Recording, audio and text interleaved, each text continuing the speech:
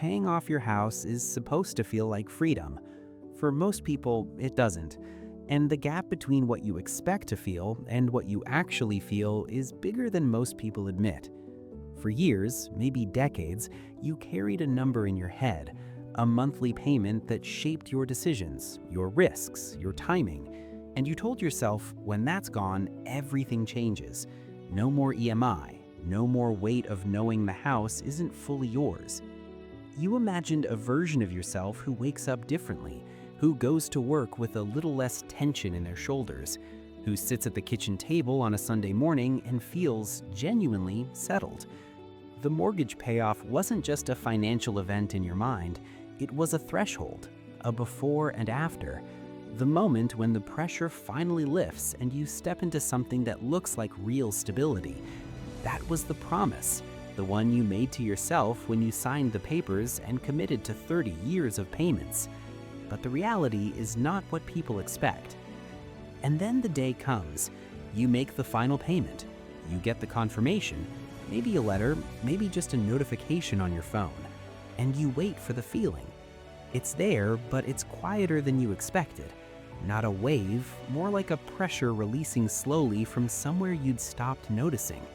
You don't feel something new, you feel something missing.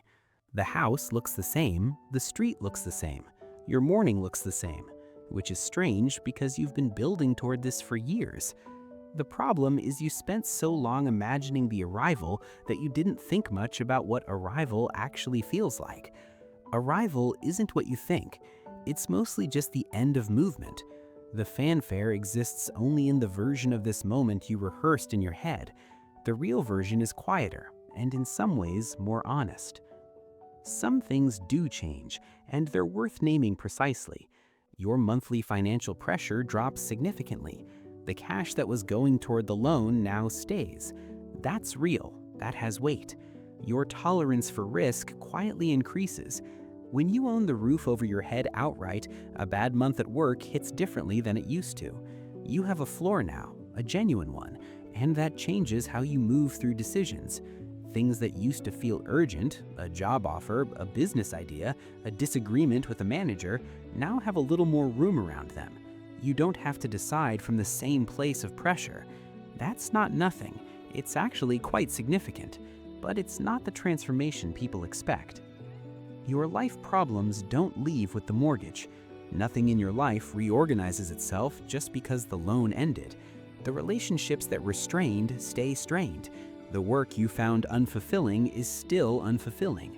Your health, your habits, your patterns of thinking, those travel with you into the paid-off house unchanged. What people sometimes don't realize is that a lot of their low-grade stress was never really about the mortgage. It was the mortgage plus the job, plus the age, plus the comparison, plus the quiet fear of not doing enough. The mortgage was the thing you could point to, the concrete, nameable source of pressure. Now that it's gone, those other things are still there, just more visible because there's no longer a concrete financial goal casting a shadow over everything. You might even find the absence disorienting at first. You'd grown accustomed to organizing your anxiety around something specific. The stress doesn't disappear, it shifts. It finds new things to attach to, because that's what stress does. Here's something subtler that happens, and it catches a lot of people off guard.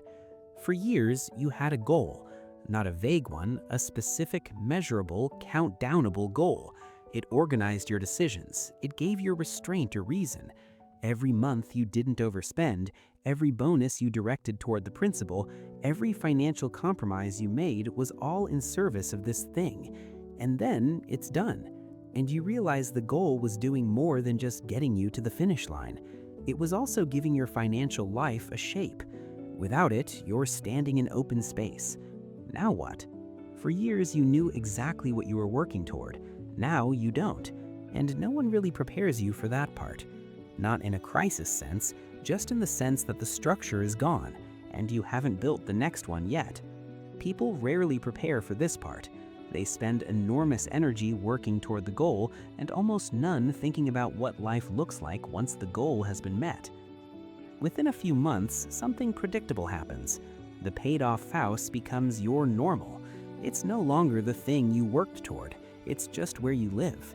Your brain, which is very good at recalibrating to new circumstances, has quietly reclassified it from achievement to baseline.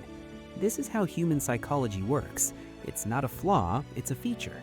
We adapt to our circumstances so that we can keep engaging with the world, rather than sitting still in our satisfaction.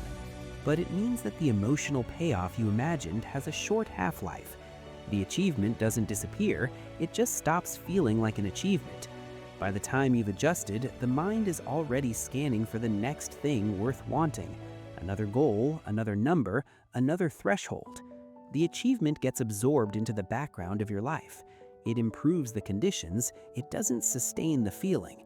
And if you don't choose a new direction deliberately, the discomfort of not having one tends to choose one for you. So what does paying off a house actually give you? Let's be precise. It gives you stability, not excitement. The feeling of owning your home outright is less like joy and more like silence. A background noise you didn't know was there has stopped. It gives you more control over your decisions, not unlimited freedom. You can take calculated risks you couldn't before. You can say no to things you couldn't before. But you're still operating within a life that has costs, commitments, and constraints. And it gives you reduced background stress, not happiness. Those are different things.